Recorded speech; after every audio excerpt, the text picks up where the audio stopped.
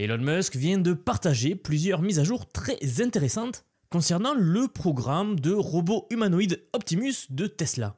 Et c'est le sujet de la vidéo. Bonjour à tous. En matière d'intelligence artificielle dans le monde réel, selon Elon Musk, Tesla est largement en avance sur la concurrence. Bien sûr, cela concerne non seulement leur programme de conduite entièrement autonome, mais aussi leur programme de robot Optimus. Robot qui au passage utilise un matériel similaire à leur véhicule, mais évidemment d'une manière différente pour le robot humanoïde. Pour ce qui est des véhicules, résoudre la conduite entièrement autonome a été un énorme défi. Mais Tesla fait d'excellents progrès. Les dernières versions de leur logiciel de conduite autonome supervisée sont extrêmement impressionnants.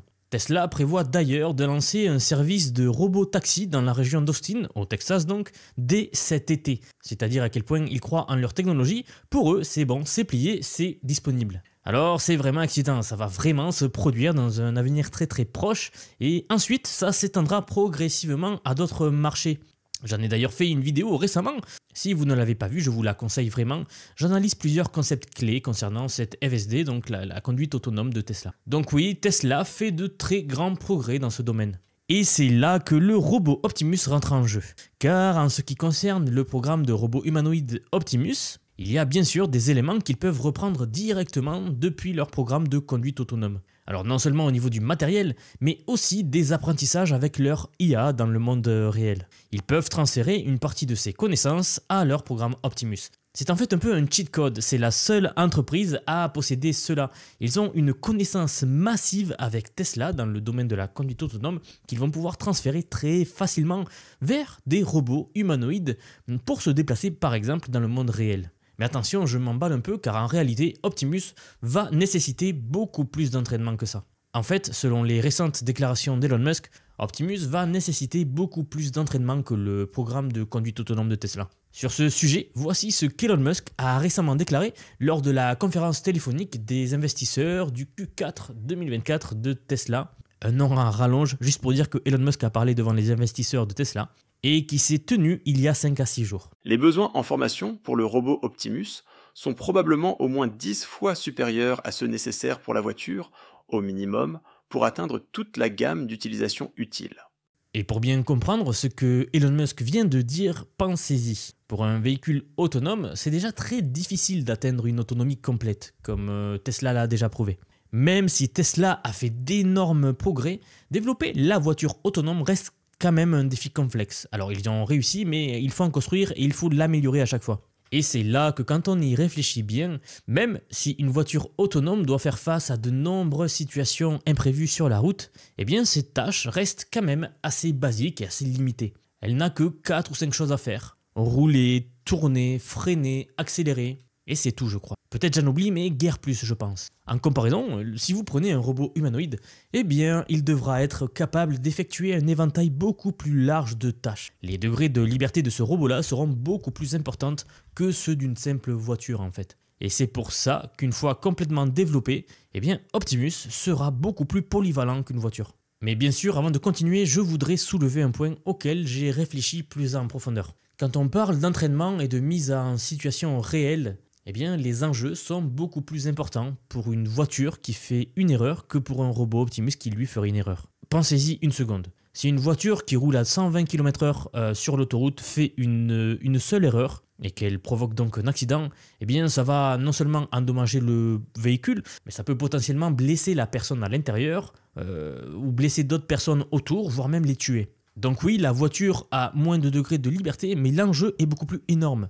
Oui, même les petites erreurs dans les véhicules autonomes peuvent avoir des conséquences très graves. En revanche, lorsque vous prenez un robot humanoïde, même s'il peut causer des dommages physiques, une petite erreur est moins susceptible de causer autant de dégâts.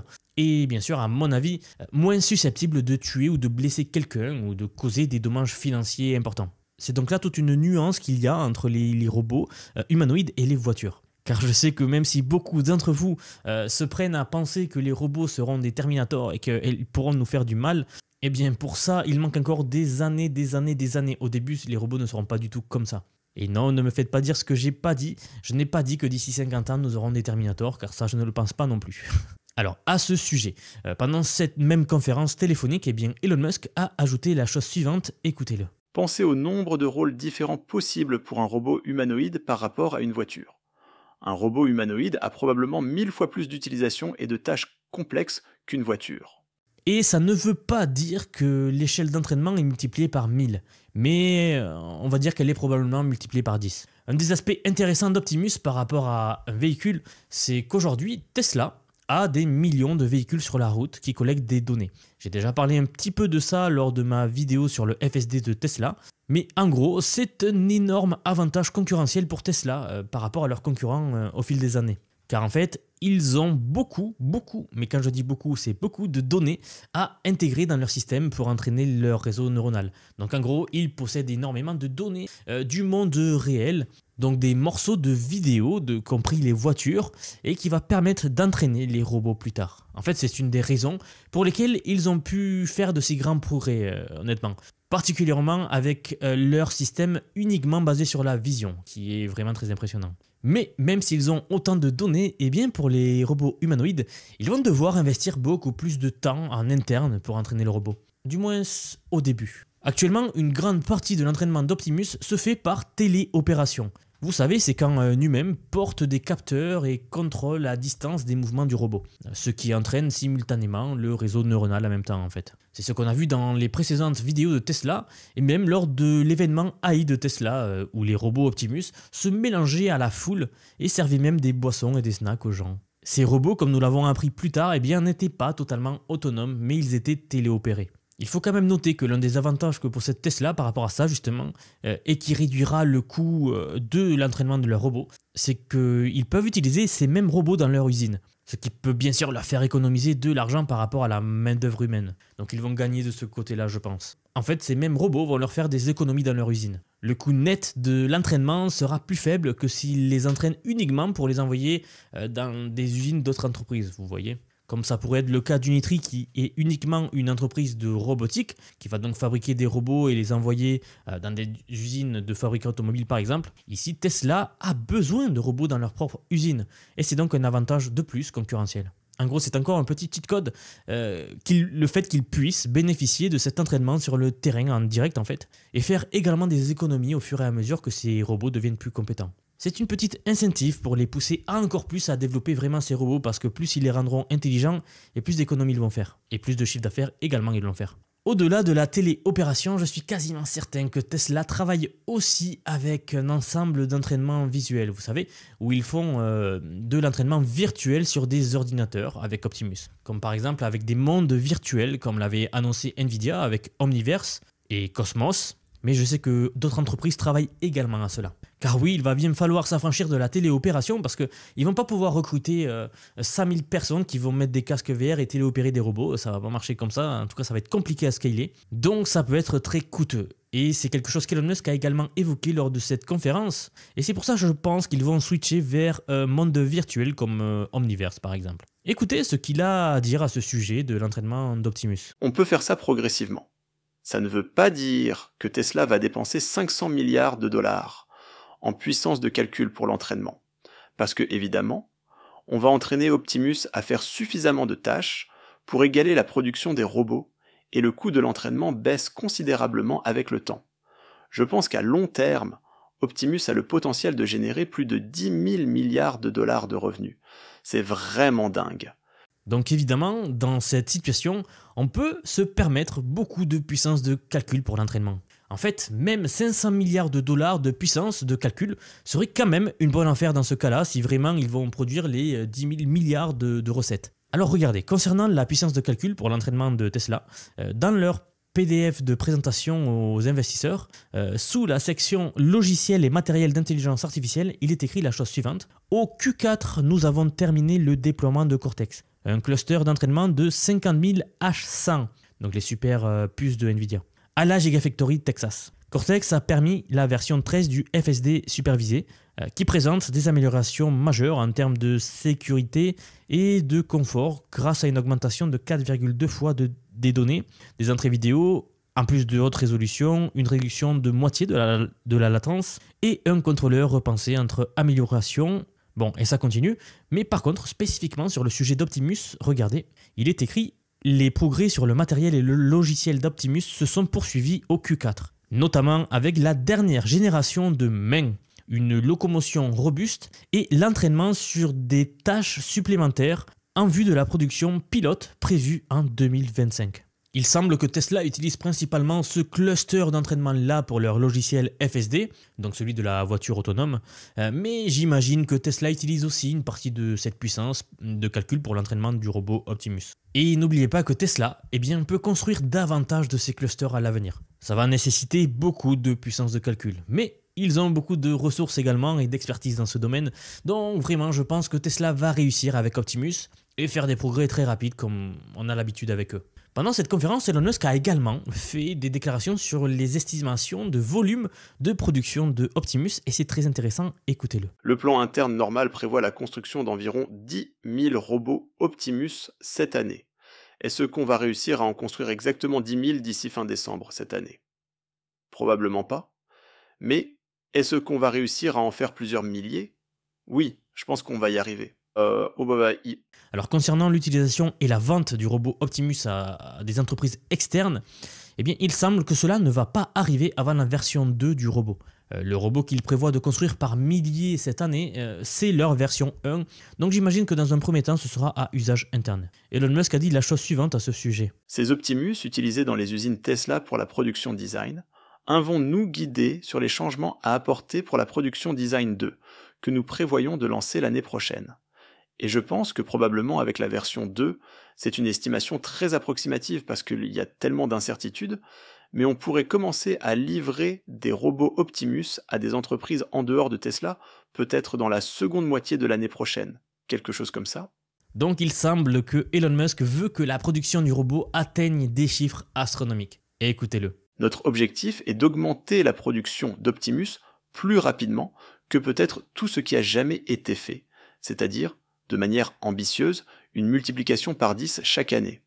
Maintenant, si on vise une multiplication par 10 par an, on finira peut-être par une multiplication par 5, mais c'est le genre de croissance dont on parle. Il ne faut pas beaucoup d'années avant qu'on en fabrique 100 millions par an, si on augmente, disons, d'un facteur de 5 chaque année. La ligne de production actuelle que nous concevons est pour environ 1000 unités par mois de robots Optimus.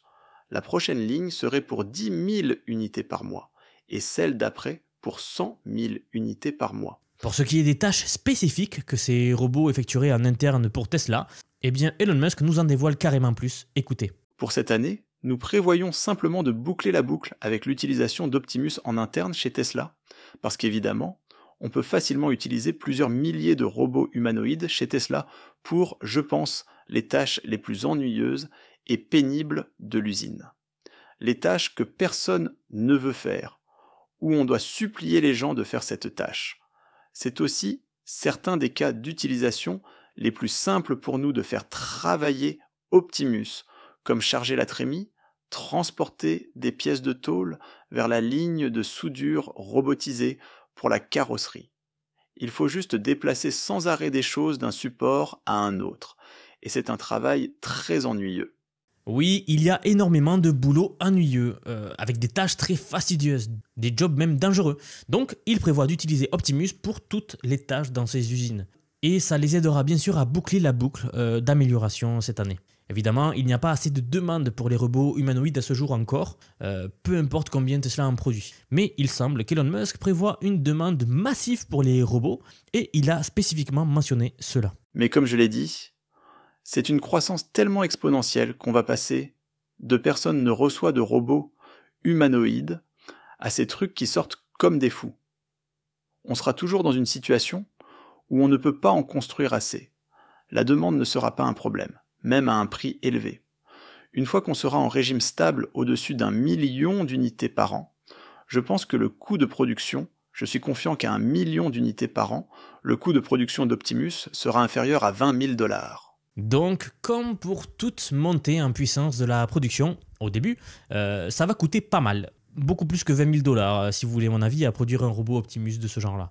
Mais ce coût va diminuer grâce aux économies d'échelle sur l'achat des matériaux nécessaires, la fabrication des différents composants en interne par exemple, et aussi grâce à l'efficacité croissante de leur ligne de production au fur et à mesure du temps, et qu'ils apprennent et s'améliorent et améliorent le tout en fait. Je parle tout simplement du processus industriel. Si vous comparez la complexité d'Optimus à la complexité d'une voiture, eh bien la masse totale et la complexité d'Optimus sont bien moindres que celle d'une voiture au final. Même si le coût de production d'Optimus à grande échelle est de 20 000 $, ça ne veut pas dire que Tesla va simplement les vendre à 25 000 ou 30 000 $ avec une toute petite marge. En fait, la valeur réelle de ce robot-là, humanoïde, capable d'effectuer des tâches diverses, particulièrement dans le secteur industriel, eh bien, sera très importante. Prenons une comparaison sur 5 ans entre le coût d'un humain effectuant des tâches basiques et ce que pourrait coûter un robot humanoïde pour faire la même quantité de travail. Alors le calcul est assez simple. Si par exemple on prend un humain qui gagne 13 € brut de l'heure et qu'il travaille 40 heures par semaine, ouais ça fait beaucoup, et qu'il travaille pendant 50 semaines par an, vous pouvez voir que sur une période de 5 ans, eh bien, leur salaire s'élèverait à plus de 130 000 €. Et ça ne prend même pas en compte que dans 5 ans, le salaire minimum va probablement augmenter. Et en plus, c'est juste avec les informations qu'on a maintenant. L'employeur devra certainement payer d'autres choses, comme par exemple des formations ou d'autres avantages. Donc allez, on peut arrondir à peut-être 150 000 € que le coût de l'employé sur 5 ans. Eh bien, si un robot humanoïde peut prendre en charge cette tâche, imaginez que même si le coût d'achat de ce robot-là est de 40 000 €, donc pour Tesla, ça serait une marge de 100%. Et même si le coût de maintenance de ce robot-là serait de, disons, 10 000 € sur les 5 ans, et que le coût énergétique pour alimenter ce robot serait également, disons, de 10 000 € sur les 5 ans, alors je ne sais pas quels seraient les coûts réels, mais faisons cette estimation avec ces coûts élevés. Eh bien, le coût total du robot pour l'entreprise dans cette situation serait de 60 000 €. Donc vous comparez ce coût à celui d'un employé débutant, et une entreprise pourrait potentiellement économiser plus de 90 000 € sur la période de 5 ans, avec ce scénario de base et un robot de base. Au-delà de ça, on parle encore une fois du salaire minimum, le SMIC, un poste très basique. À mesure que le robot sera capable d'effectuer des tâches de plus en plus complexes, eh bien son équivalent horaire augmentera aussi, rendant donc le robot de plus en plus rentable au fil du temps. Regardez ce que dit Elon Musk au sujet du prix de l'Optimus. Le prix d'Optimus sera fixé par la demande du marché. Cela dit, Tesla a encore pas mal de travail à faire avant que ces robots soient pleinement utilisables, vendus à des entreprises externes et qu'ils accomplissent vraiment une tonne de tâches utiles pour les gens. Alors ça va peut-être prendre du temps avant que ça arrive. Mais je pense que Tesla est uniquement qualifié non seulement pour développer la production de ces robots-là, mais aussi pour les rendre capables d'effectuer des tâches complexes, grâce donc à leur expertise en IA dans le monde réel. Est-ce que tout cela va se passer aussi vite que Elon Musk le souhaite ? Probablement pas. Cependant, Tesla est vraiment unique en son genre en ce qui concerne leur expertise dans le monde réel en fait et leur expertise de fabrication. Donc si une entreprise doit y arriver, je pense que ce sera Tesla. Dites-moi ce que vous pensez de tout cela dans la section des commentaires. J'aime beaucoup avoir votre avis. Je vous rappelle juste que si ce n'est pas déjà fait, vous pouvez vous abonner à la chaîne pour me soutenir. Et si vous aimez ce genre de contenu, en ce moment je publie une vidéo par jour, donc ne loupez pas ça. Je vous rappelle également que vous trouverez tous les liens de la formation en commentaire épinglé sous la vidéo. Si vous voulez apprendre à utiliser l'IA, eh bien c'est maintenant. Vous voyez à quel point les choses s'accélèrent dans tous les domaines différents, l'IA commence à prendre une ampleur sans précédent, et ce que je vous conseille de faire vraiment maintenant, c'est de commencer à apprendre l'IA tout simplement. J'ai donc justement fait une formation que je veux abordable pour tous. Que vous puissiez la prendre en main le plus vite possible avec des outils adaptés concrètement et utilisables dans votre vie de tous les jours. Car ça arrive et dans quelques années, tout le monde l'utilisera. Alors autant vous positionner dès maintenant direct. Et bien sûr, en apprendre plus, beaucoup plus sur cette technologie. Merci encore pour avoir regardé la vidéo et je vous dis à très vite pour la prochaine vidéo. Si cette analyse vous a intéressé et que vous voulez aller encore plus loin dans la compréhension des enjeux géopolitiques actuels, je vous invite à découvrir ma nouvelle chaîne Vision Actu. Vous y trouverez des analyses approfondies sur ce sujet et bien d'autres qui façonnent notre présent et notre futur. N'oubliez pas de vous abonner aux 2 chaînes pour ne rien manquer. À très bientôt pour de nouvelles analyses.